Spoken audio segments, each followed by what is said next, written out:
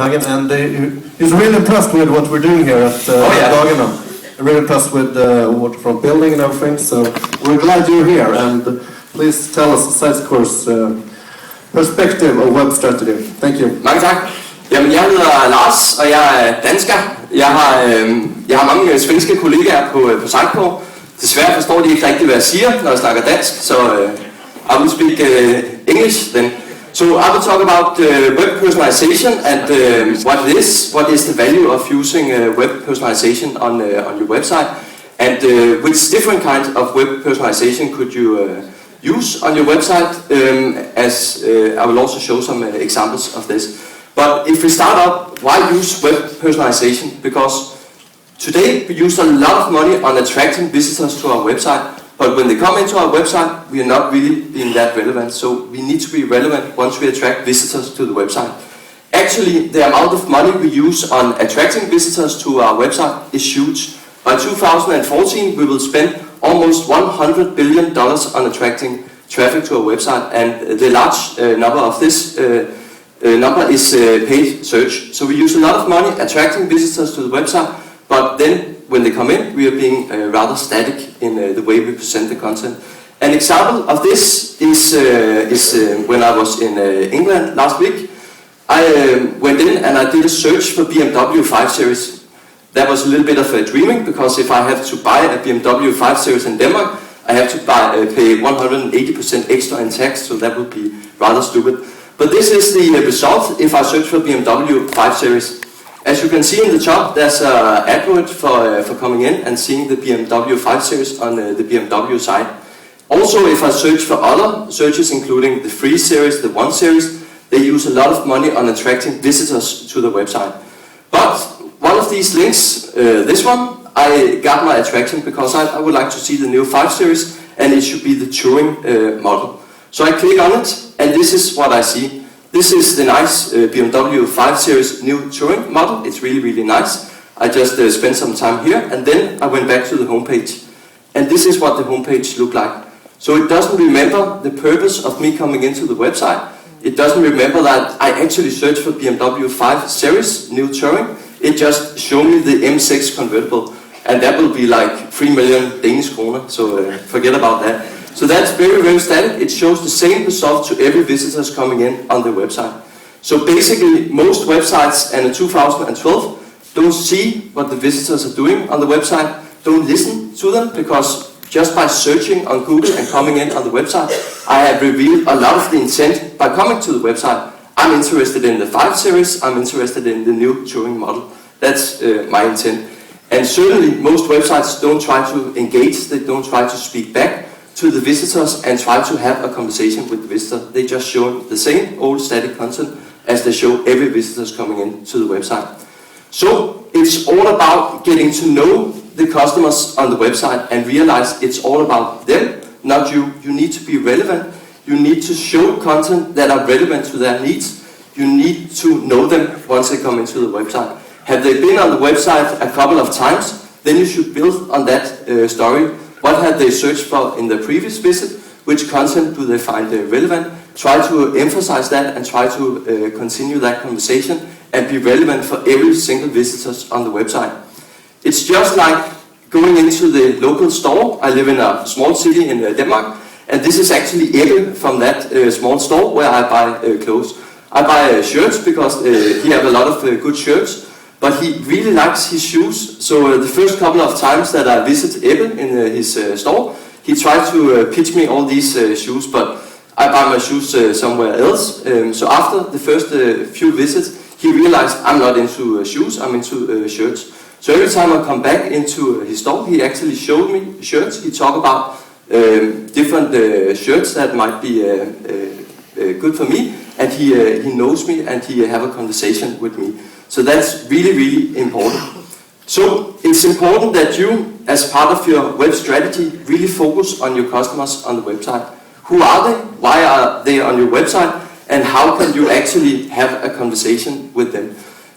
Forrester had this nice figure that shows that it's actually the age of the customer, because all other parameters in terms of competing, they are just table stakes. So it's very, very easy to have a website, it's very, very easy to have manufacturing somewhere in the world, it's very, very easy to have the logistic.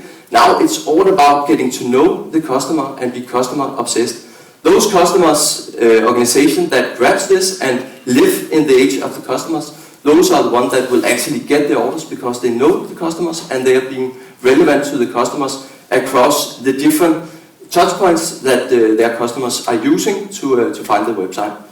So the challenge of this is being able to understand your customers, being able to understand why are they on your website and who are the customers. What are their different behaviors and how can you be relevant to each individual customer to your website? How can you be there for them at the right time, at the right place, and with that personal touch that shows you actually know them, that you actually remember them, and you're trying to build a conversation with them. That is so important. So the mission for doing this is to being better in recognizing customer intent.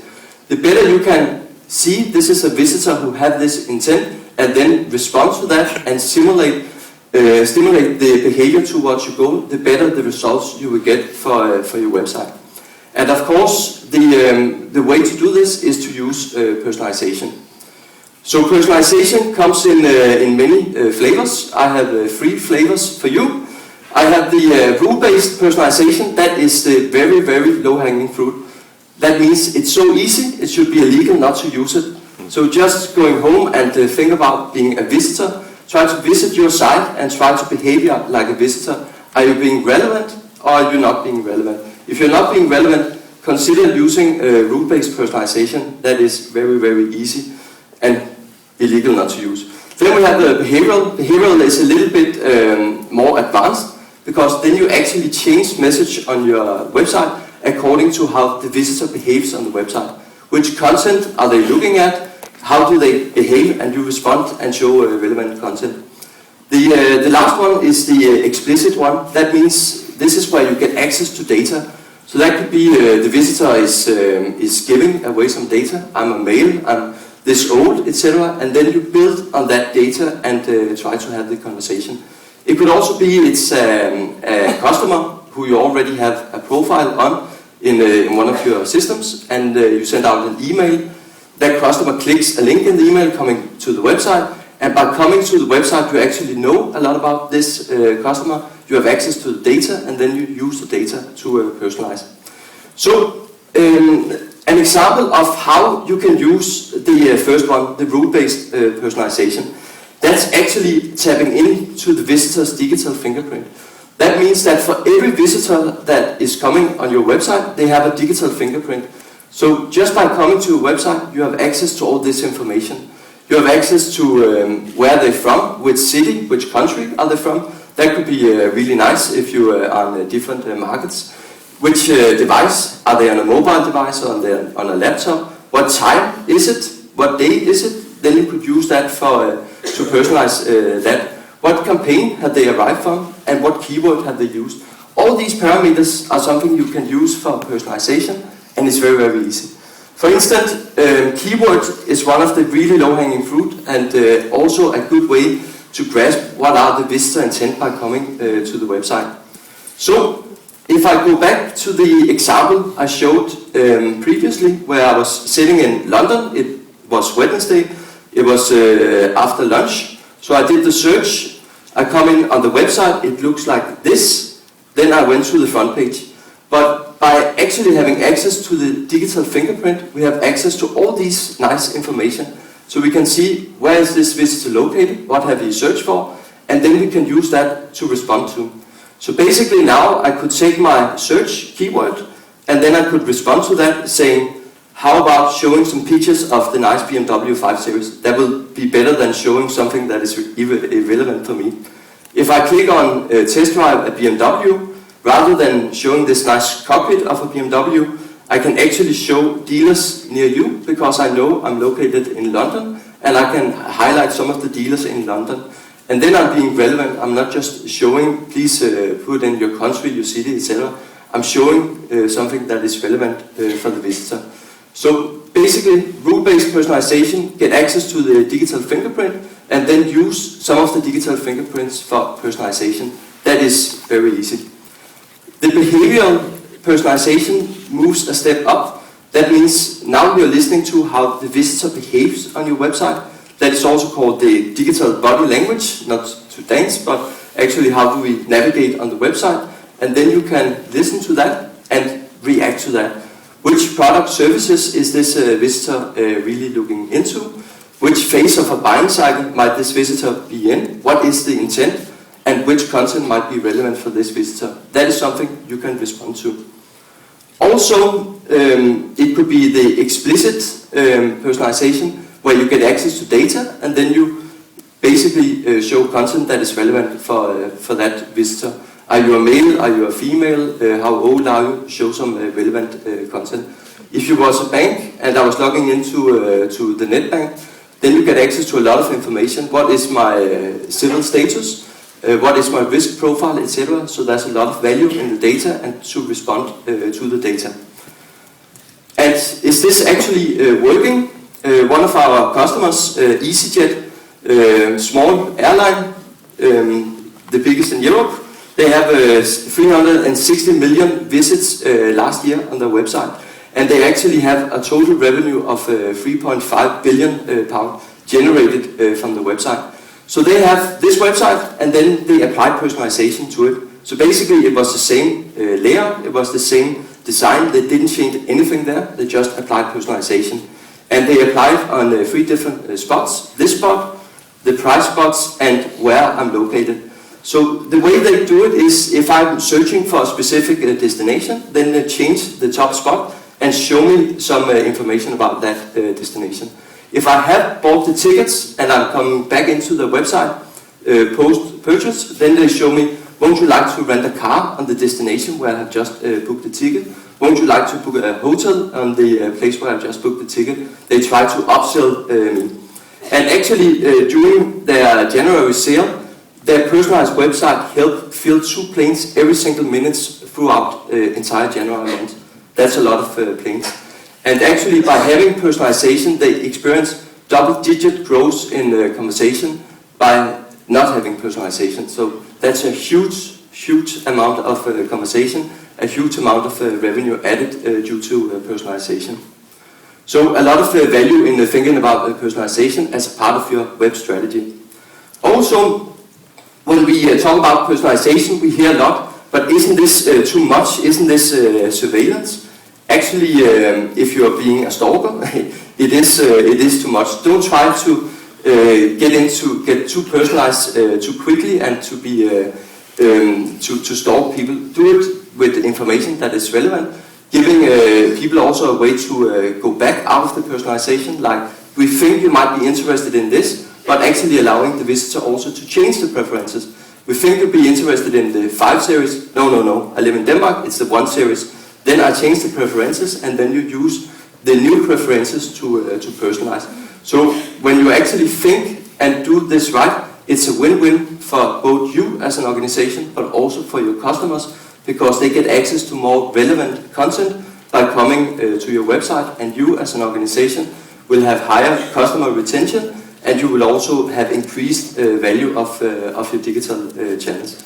And actually, survey showed that 62% of visitors to retail website was actually preferring personalization, because that means that the website was being relevant for them. They don't have to go back to Google and search for other sites to find what they were actually searching for and trying to navigate the website. They were actually being very relevant when they come in. So this is very short, but a few tips on how to get started. Be customer obsessed. Think about who is your visitors and how can you be relevant for them. Treat personalization as a process, not as a project. We've heard that a couple of times today. This is ongoing. You would like to optimize your website, and personalization is a process for doing so. Align your customer's life cycle with needs and content on your website, so you can be relevant and respond to that. And then align your personalization efforts with your resources in your organization. That means who do you have of resources to actually drive this? Start small and then evolve. and show the value. Once you have shown the value, you will probably also be giving more resources to carry out personalization. Also, a way to start is to look. We have a digital maturity model, which basically assess an organization's digital maturity, and based on how mature you are, there's different ways to grasp personalization. So if you're not that mature as an organization, you will start with the smaller, the low-hanging fruits, which can give a lot of effects. If you are much more mature and have the right resources, then you're up in the higher levels, and then you can do something more advanced with personalization. But make sure to align it with your organization, so you have the right resources to drive this. So that was very short about personalization. If you would like to get access to this maturity model, you can get it at our booth outside. Yes. Tack så mycket Lars. Jag tycker vi gärna ska applåd.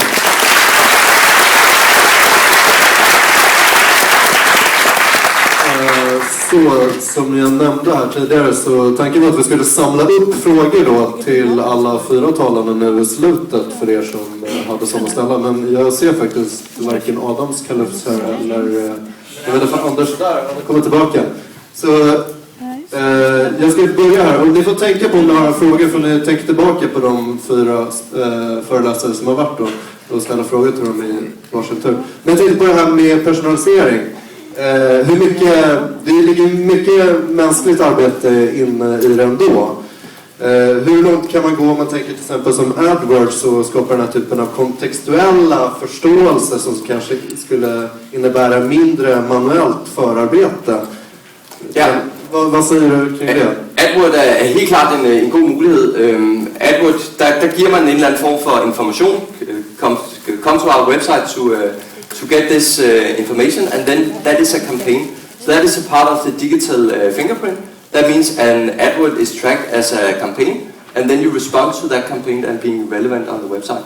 So, but would it be possible to make the same thing with the Beanway related information, not to combine 2 types, or to combine 2 types, and automate that for you? Is that something we do today in CMS? Yeah, of course you can automate it, but you also need to be careful about how you automate it, because there's a lot of examples where content shows up in places where it shouldn't be shown up.